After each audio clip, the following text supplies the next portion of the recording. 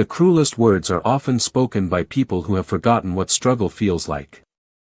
Snow drifted softly across downtown Chicago as evening settled over the city, covering sidewalks and streetlights in a pale winter glow. Inside the Hawthorne Room, one of Chicago's most exclusive restaurants, warmth and quiet luxury wrapped around every guest.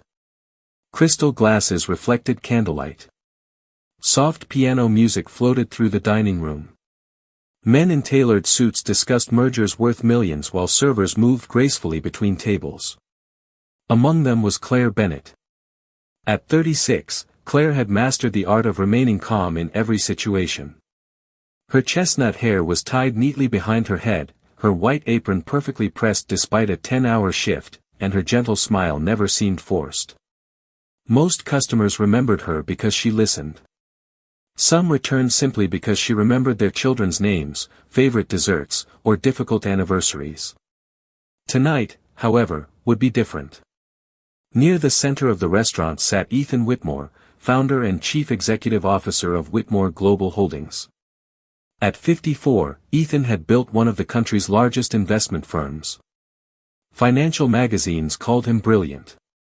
Employees often called him demanding. Since arriving 40 minutes earlier, he had already sent back 2 appetizers and corrected his assistant 3 separate times.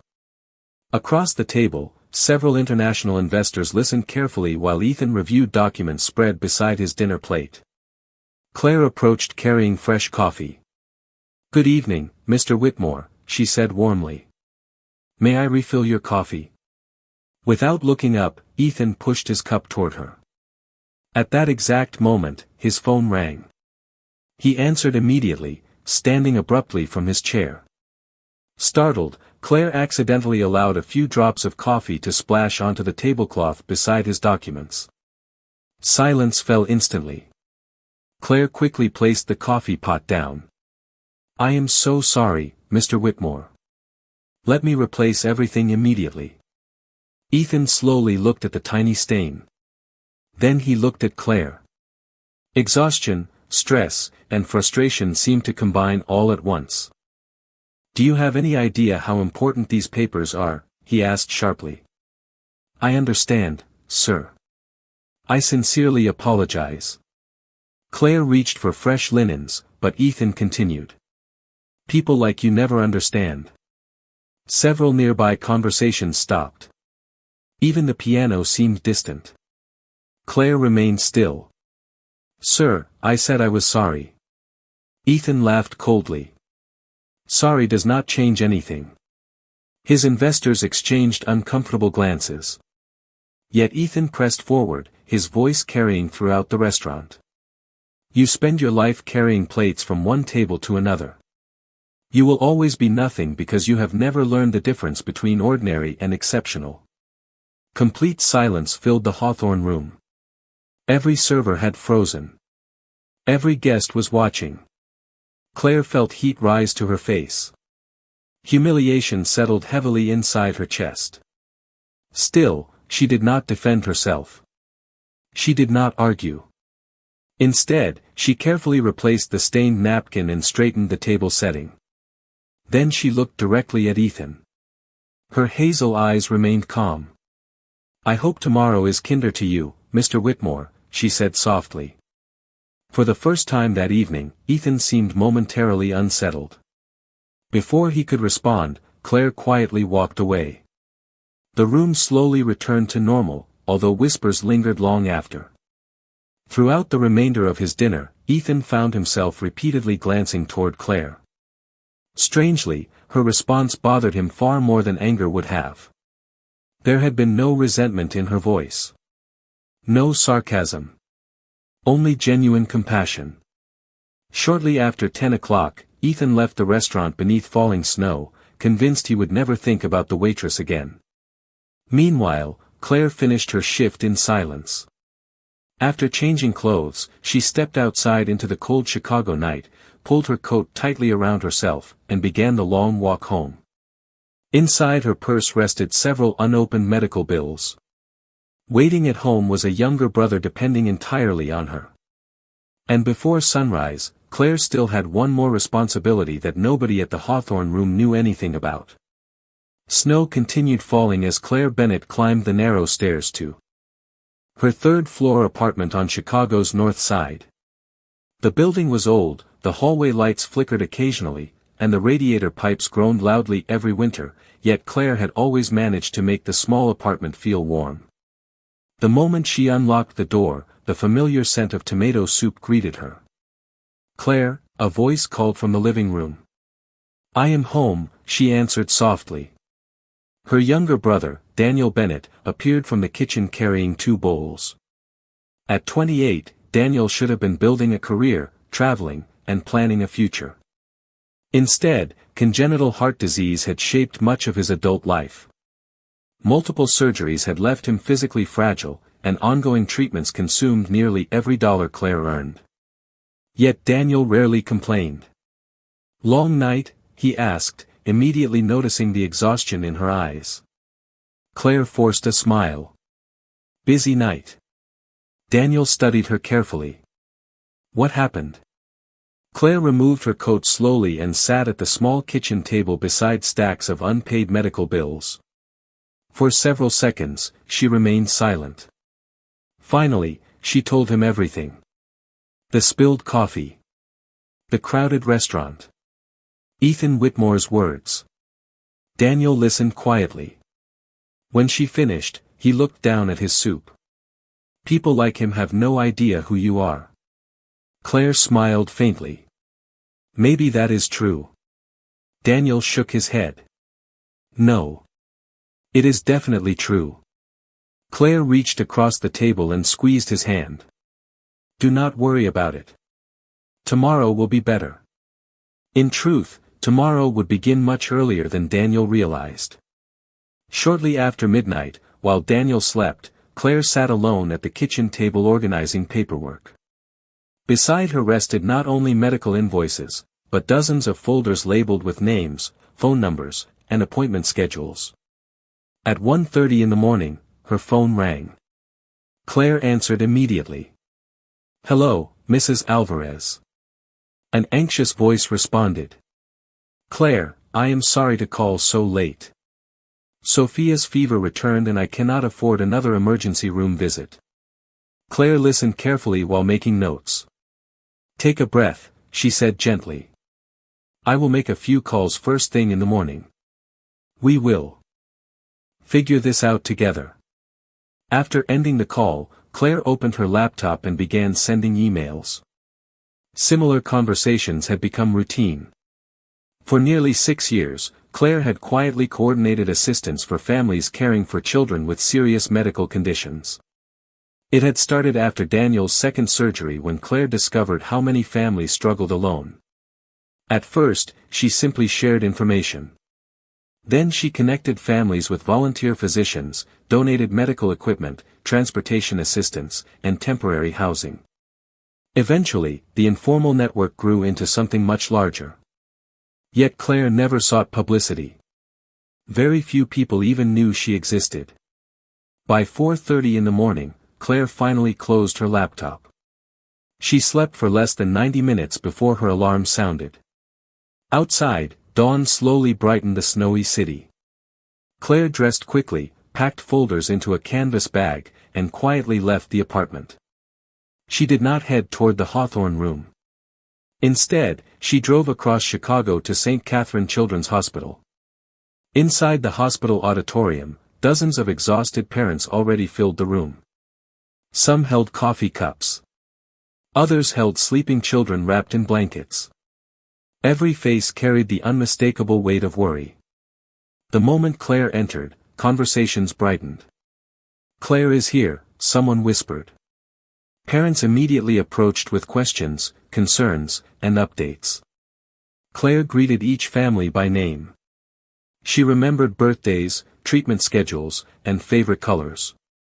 More importantly, she remembered fear because she had lived it herself.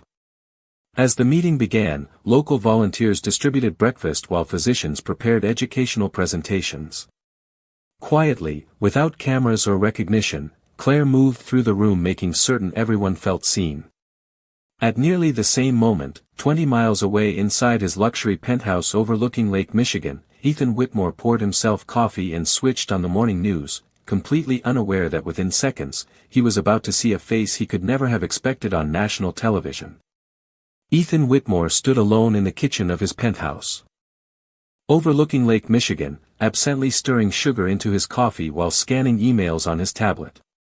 Snow drifted past the floor-to-ceiling windows, turning Chicago into a landscape of white and silver. His day was already scheduled down to the minute. A board meeting at 9. Investor calls at 11. A charity luncheon at 1. Every hour carefully controlled.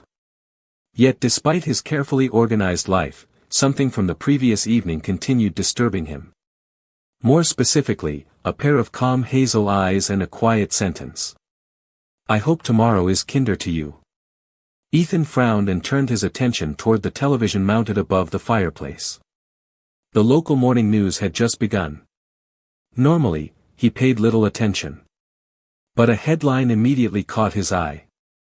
Chicago woman honored for transforming lives of families facing childhood illness. Ethan looked up casually. Then he froze. There, standing in front of St. Catherine Children's Hospital beneath bright television lights, was Claire Bennett. The same waitress he had publicly humiliated less than 12 hours earlier. Ethan slowly lowered his coffee cup. On the screen, Claire wore a simple navy coat and held a folder against her chest while reporters surrounded her. She looked exactly the same as she had the previous night. Calm. Composed. Unassuming. Yet the words appearing beneath her image left Ethan speechless. Founder of Hearts Together Network. Volunteer advocate serving more than 400 families. The reporter continued speaking. For the past 6 years, Claire Bennett has quietly built one of Chicago's largest volunteer support networks for families caring for children with life-threatening medical conditions. Despite refusing multiple media interviews over the years, Bennett has agreed to speak today after receiving the governor's humanitarian award. Ethan stared silently. The reporter continued. Families describe Bennett as the person who answered phone calls at 2 in the morning, found emergency transportation during snowstorms, secured medication assistance, and ensured parents never faced difficult diagnoses alone. Images appeared on screen. Claire comforting exhausted parents. In hospital hallways. Claire organizing donated medical equipment. Claire reading stories to children undergoing treatment. Claire sitting beside worried mothers in waiting rooms. None of the photographs appeared staged. Most looked candid, captured quietly over many years. Ethan felt something unfamiliar settle heavily in his chest. The interview began. A journalist asked, "Ms. Bennett, why did you spend 6 years doing this without accepting recognition?" Claire smiled softly. "Because the families needed support, not publicity." "But surely you deserve credit." Claire shook her head gently. "When your child is fighting for their life, nobody cares who receives credit. They only care that someone shows up." Ethan looked away from the screen for several seconds. Last night, he had called this woman nothing. The interview continued. "Many people are surprised to learn that you still work full-time as a waitress." Claire smiled. "Supporting my brother's medical care requires flexibility. The restaurant allows me to continue helping families." Ethan immediately looked back at the television. Brother. Medical care. Suddenly, memories from the previous evening returned with uncomfortable clarity. Her exhaustion. The quiet dignity. The complete absence of anger. The compassion in her voice after he insulted her. "I hope tomorrow is kinder to you." The camera shifted toward several parents gathered nearby. One father fought tears while speaking. "Claire saved my family. When our insurance failed and we thought we would lose everything, she appeared." A mother added softly, "She never lets people feel alone." Ethan turned off the television. Silence immediately filled the penthouse. For the first time in years, he arrived late to work. Throughout the morning board meeting, numbers blurred together. Market projections suddenly seemed strangely insignificant. Finally, shortly before noon, Ethan interrupted the presentation entirely. "Reschedule my afternoon meetings," he instructed his assistant. She looked stunned. "Sir, you have been preparing for these meetings for weeks." Ethan stood and reached for his coat. "There is something more important I need to do." As he stepped into the elevator, Ethan Whitmore understood one thing with absolute certainty. He owed Claire Bennett far more than an apology. Ethan Whitmore drove himself to St. Catherine Children's Hospital, something he had not done in years. Normally, a driver handled transportation while Ethan used travel time for conference calls and financial reports. Today, however, silence felt necessary. Snow continued falling lightly as he parked in the visitor garage and entered the hospital lobby. Children in colorful pajamas walked beside exhausted parents carrying backpacks and coffee cups. Nurses moved quickly through crowded hallways. Everywhere Ethan looked, he saw people confronting battles far greater than quarterly earnings reports. At the information desk, he hesitated. "I am looking for Claire Bennett," he said. The volunteer behind the desk smiled immediately. "Miss Bennett is in conference room B. The family support meeting just ended." Ethan thanked her and followed the signs. As he approached the conference room, voices drifted into the hallway. He stopped just outside the partially open door. Claire stood near a whiteboard surrounded by nearly 20 parents.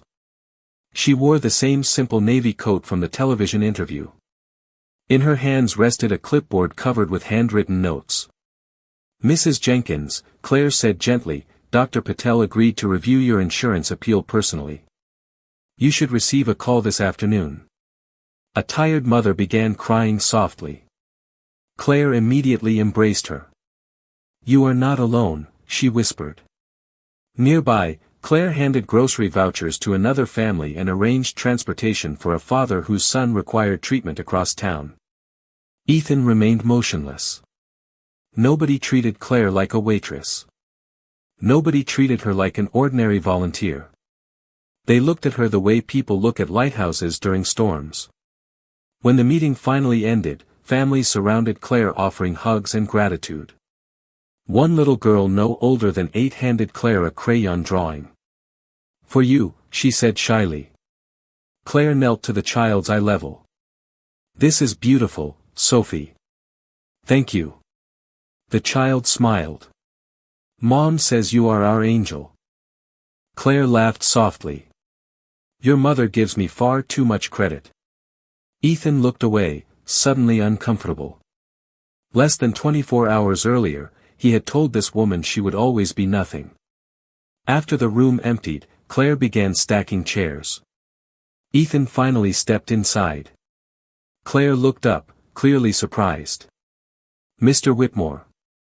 For several seconds, neither spoke. Snow tapped softly against the windows overlooking the hospital courtyard. "I saw you on television this morning," Ethan finally said. Claire nodded. "I was afraid someone from the restaurant might." Ethan lowered his eyes briefly. "Everything they said was true?" Claire looked confused. "About the network?" "About all of it." Claire smiled faintly. "There are many volunteers. I simply coordinate." Ethan glanced around the room. Children's drawings covered one wall. Donation boxes lined another. Nothing about the space suggested wealth or recognition. Only care. "Why did you never tell anyone?" he asked quietly. Claire continued organizing paperwork. "Because families facing medical crises do not need another story about me." Ethan studied her for several moments. "Claire, I came here to apologize." She stopped what she was doing but remained silent. Ethan took a slow breath. "Last night, I spoke to you with arrogance and disrespect. I judged your entire life based on a uniform and a mistake involving coffee." His voice softened. "I was wrong." Claire looked at him calmly. "Thank you for saying that." Ethan seemed surprised by her simplicity. That is all. Claire smiled gently. What else should there be? Ethan struggled to answer. In business, mistakes carried negotiations, contracts, and consequences. Forgiveness rarely arrived so easily. Claire picked up her coat. Mr. Whitmore, people sometimes say hurtful things when they are exhausted or unhappy. Ethan looked down. That does not excuse what I said. No, Claire agreed softly. But it explains it. She walked toward the door, then paused. You looked very tired last night. Ethan stared at her in disbelief. Even now, she seemed more concerned about him than herself. For the second time in 2 days, Ethan Whitmore found himself standing. Speechless while Claire Bennett quietly raised the standard of what kindness looked like. After leaving St. Catherine Children's Hospital, Ethan Whitmore did not return immediately to his office. Instead, he sat alone inside his parked car overlooking the snow-covered courtyard. Children bundled in winter coats moved carefully along the walkways while anxious parents followed close behind. Ethan remained motionless, replaying every moment of his conversation with Claire Bennett. Her forgiveness should have relieved him. Instead, it unsettled him even more. That evening, long after his executives had gone home, Ethan remained alone inside the top-floor office of Whitmore Global Holdings. Chicago glittered beneath him, thousands of lights stretching toward the horizon. Yet for perhaps the first time in decades, Ethan ignored market reports and financial projections. Instead, he opened his laptop and searched for Hearts Together Network. The website was simple. No professional branding. No polished promotional videos. Only photographs of families, volunteer schedules, donation requests, and handwritten thank you notes scanned into digital form. Ethan spent nearly 2 hours reading stories. A father described receiving emergency housing after his daughter's surgery. A grandmother wrote about transportation assistance that allowed her grandson to continue treatment.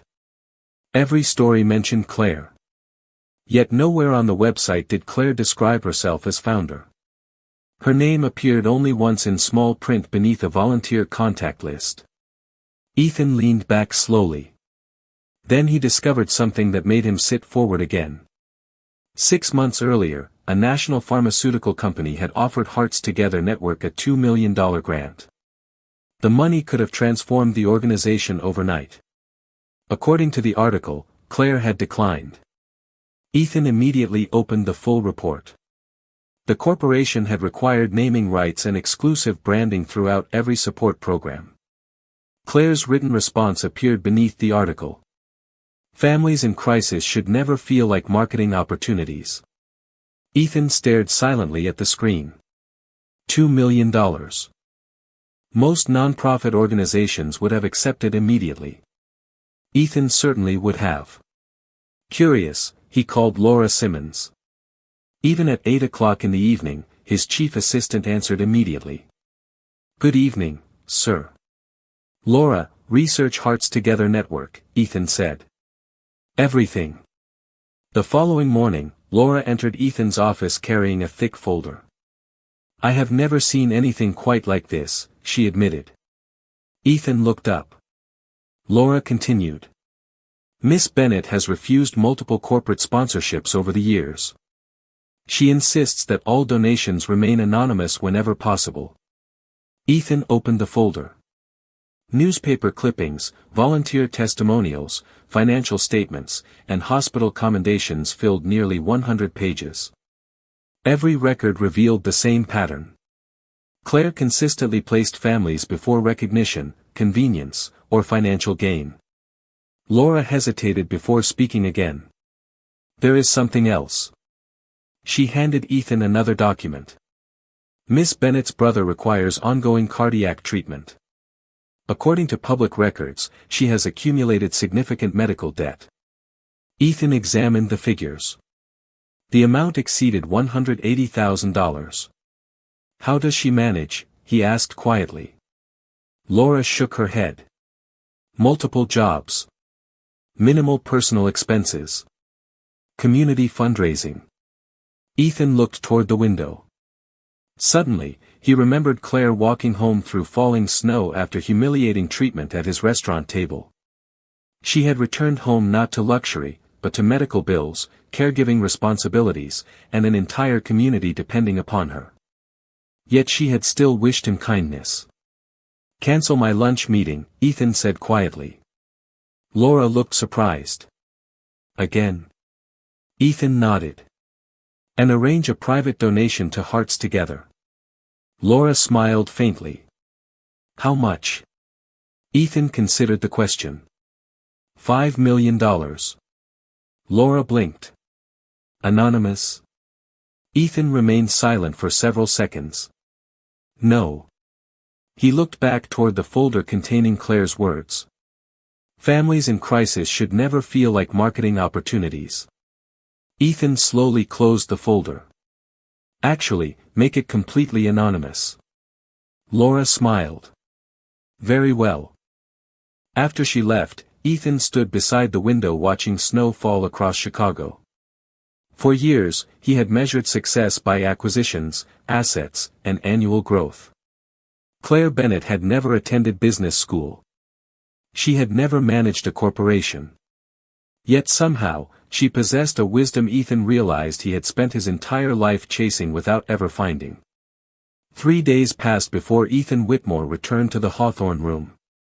Chicago's winter had grown colder, and fresh snow covered the sidewalks outside the restaurant. Inside, the familiar glow of candlelight and soft piano music once again filled the elegant dining room. Yet this evening felt entirely different. Ethan arrived alone. No investors. No assistants. No meetings.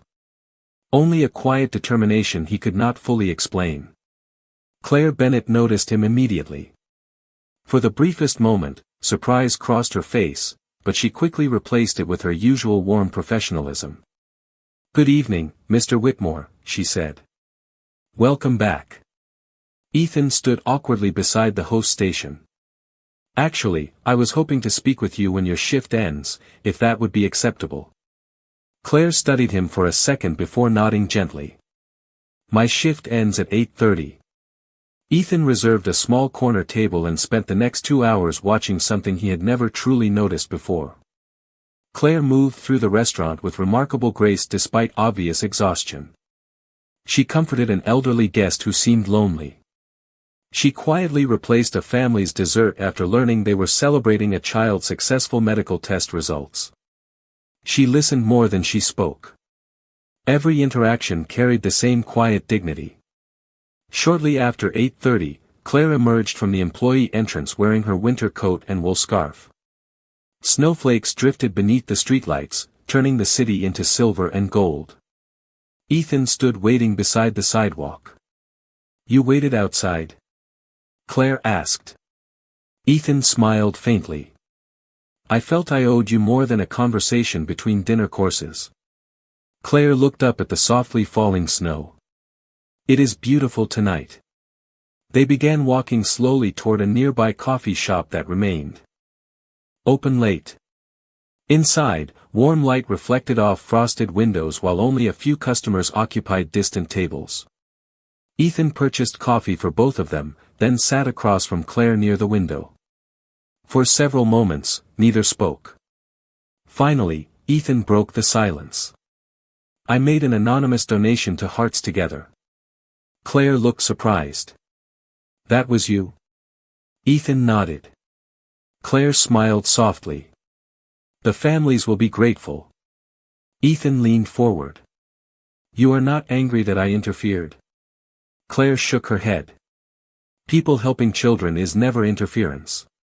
Ethan looked down at his coffee. "Claire, I still cannot understand something." "What?" she asked. "Why did you respond the way you did that night? Most people would have defended themselves. Many would have hated me." Claire remained silent for several seconds. Beyond the window, snow continued falling steadily across Chicago. "My father was a high school history teacher," she finally said. "When Daniel became sick, our lives changed overnight. My parents spent years caring for him." Her eyes softened. Before my father passed away, he told me something I have never forgotten. Ethan listened carefully. Claire smiled gently. He said, never let someone else's opinion become your identity. Ethan sat completely still. Claire continued quietly. People speak from their own pain, fears, exhaustion, and experiences. If I carried every harsh word inside me, there would be no room left for kindness. Ethan looked away toward the snowy street. For years, he had measured people within seconds. Titles. Clothing. Success. Wealth. Yet sitting across from Claire, he realized how profoundly wrong those measurements had been. I spent my entire career believing exceptional people announce themselves, he admitted quietly. Claire smiled. In my experience, truly exceptional people rarely do. Ethan laughed softly for the first time in days. You realize conversations with you are unexpectedly humbling. Claire laughed gently. My brother says the same thing. They spoke for nearly 2 hours. About family. About caregiving. About childhood memories. About loss. When they finally stepped back into the cold night air, Ethan felt something unfamiliar.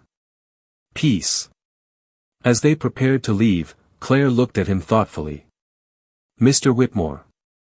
Please, Ethan interrupted. Call me Ethan. Claire nodded. Ethan, tomorrow morning our volunteers are organizing care packages at the community center. She hesitated. You are welcome to join us if you would like. Ethan stared at her in surprise. No one had invited him into their world without expecting something in return for a very long time. I would like that, he said quietly. Claire smiled. Then I will see you at 8 o'clock. As Ethan watched her walk into the falling snow, he realized he was no longer simply apologizing for a mistake. He was beginning to change because of it. At exactly 8 o'clock the following morning, Ethan Whitmore stood outside the Southside Community Center carrying 2 large boxes of pastries from a local bakery. Snow covered the sidewalks, and cold winds swept through the parking lot, yet for reasons he could not explain, Ethan felt unexpectedly eager. Through the center's front windows, he could already see volunteers moving between tables covered with blankets, children's books, toys, and medical supplies. The moment Ethan stepped inside, warmth and laughter greeted him. Claire Bennett looked up from a table stacked with care packages and smiled. You came. Ethan returned the smile. I said I would. Claire introduced him to the volunteers. Retired teachers. Nurses. College students. Parents whose children had completed treatment years earlier. No one seemed impressed by Ethan's wealth or reputation. Most simply handed him tasks. Within minutes, the billionaire who regularly negotiated transactions worth hundreds of millions of dollars found himself assembling coloring kits for hospitalized children beside an 80-year-old grandmother named Ruth. You missed a box of crayons, Ruth informed him matter-of-factly. Ethan immediately corrected the mistake. Thank you. Ruth smiled knowingly. You are learning. Throughout the morning, Ethan watched Claire move effortlessly through the crowded center. She knew everyone's story. She remembered birthdays, medication schedules, favorite cartoon characters, and upcoming surgeries. Most importantly, she noticed people others overlooked. When one exhausted father quietly sat alone in the corner, Claire joined him without hesitation. When a frightened young mother arrived unexpectedly, Claire immediately found childcare, coffee, and a listening ear. Ethan gradually realized something profound. Claire did not merely organize support. She created belonging. Near lunchtime, volunteers gathered around folding tables sharing homemade soup and sandwiches. Ethan sat beside Claire while snow drifted softly outside the windows. You seem surprised, Claire observed gently. Ethan nodded honestly. I am. Claire laughed softly. About what? Ethan looked around the room. All of this. The volunteers. The families. The sense of community. He paused.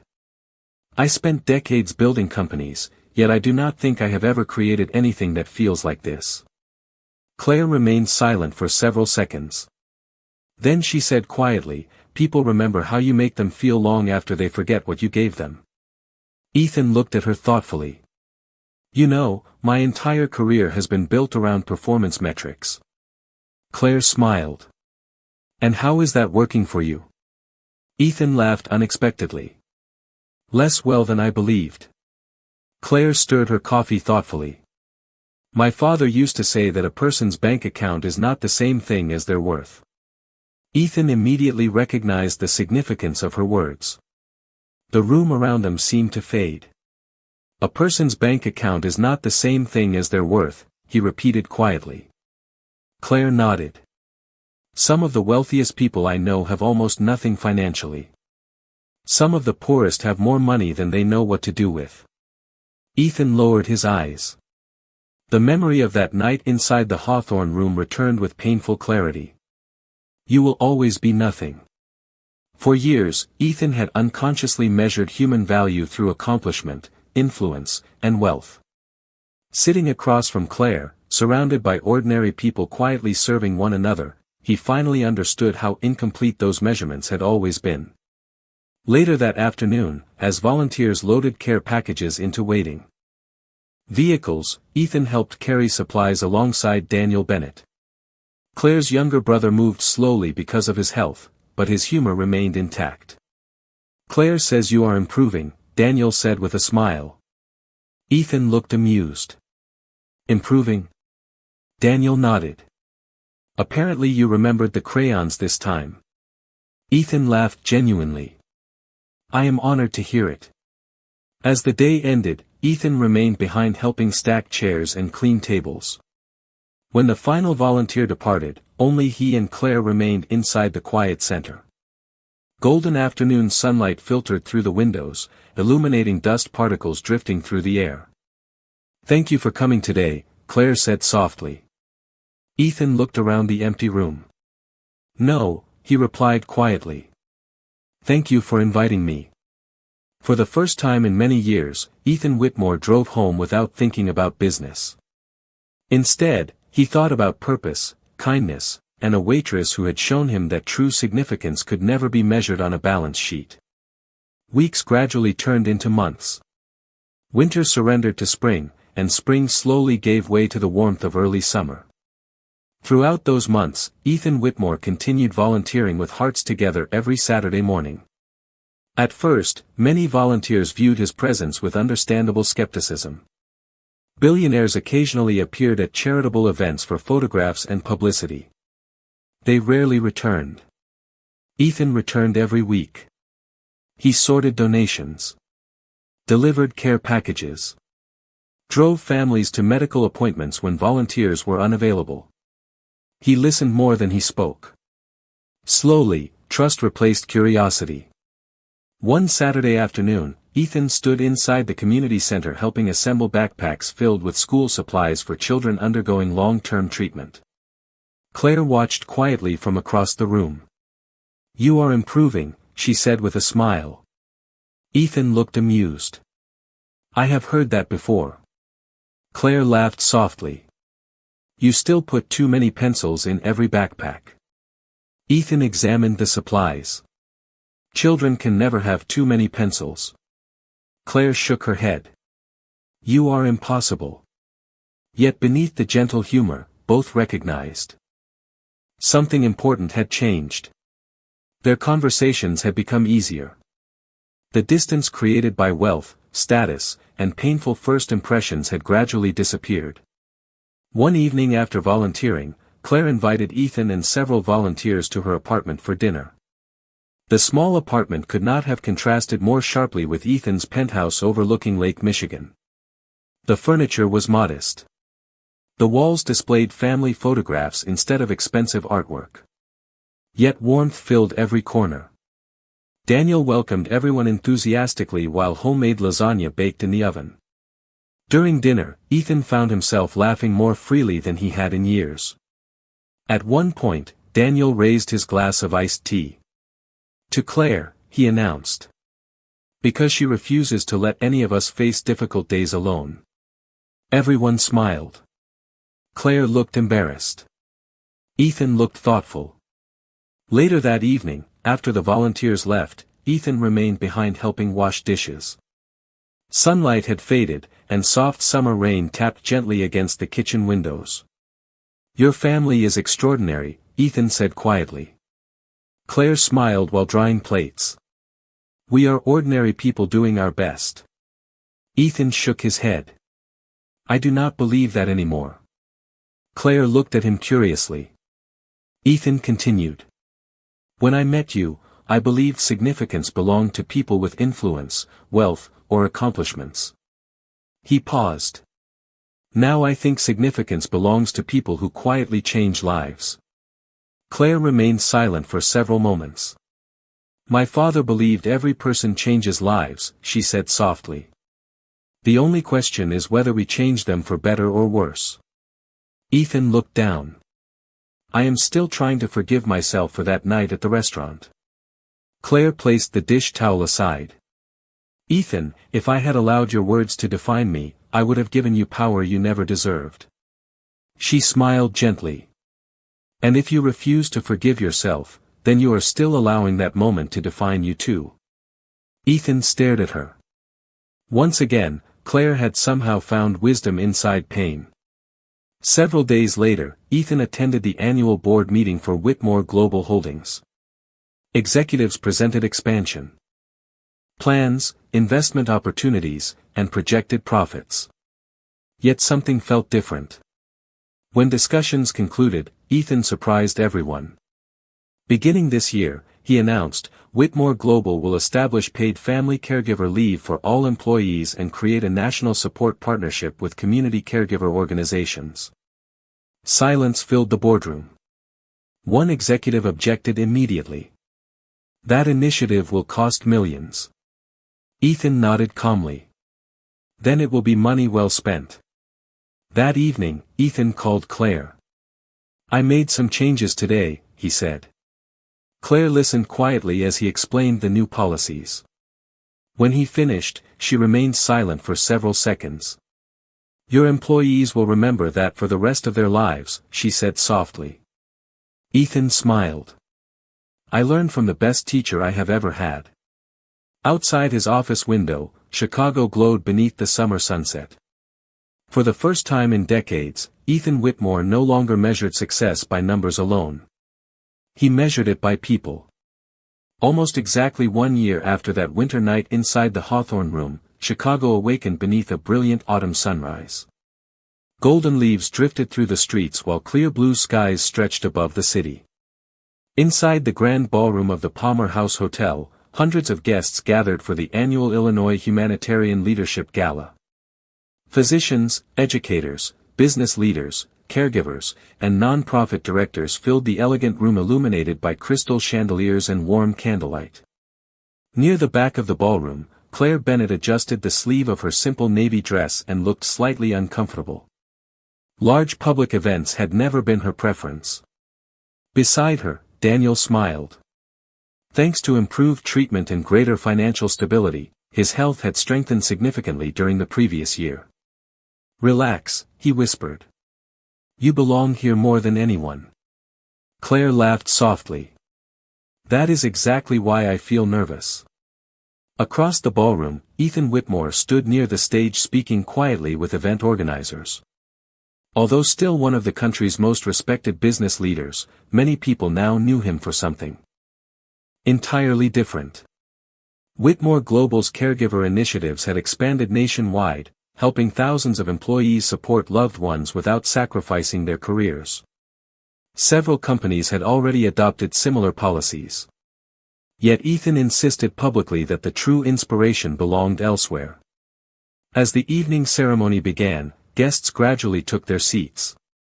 The host welcomed everyone before announcing the recipient of the Illinois Legacy Award, an honor recognizing extraordinary contributions to the lives of others. Claire immediately lowered her eyes when she heard her name. "Absolutely not," she whispered to Daniel. Daniel only smiled. Applause filled the ballroom as Claire slowly walked toward the stage. She accepted the award gracefully, thanked the audience, and prepared to leave the podium. Then the host spoke again. Before Miss Bennet returns to her seat, there is one more person who wishes to say a few words. Claire looked surprised as Ethan stepped onto the stage. The room immediately quieted. Ethan stood silently for several moments, looking across the audience before finally speaking.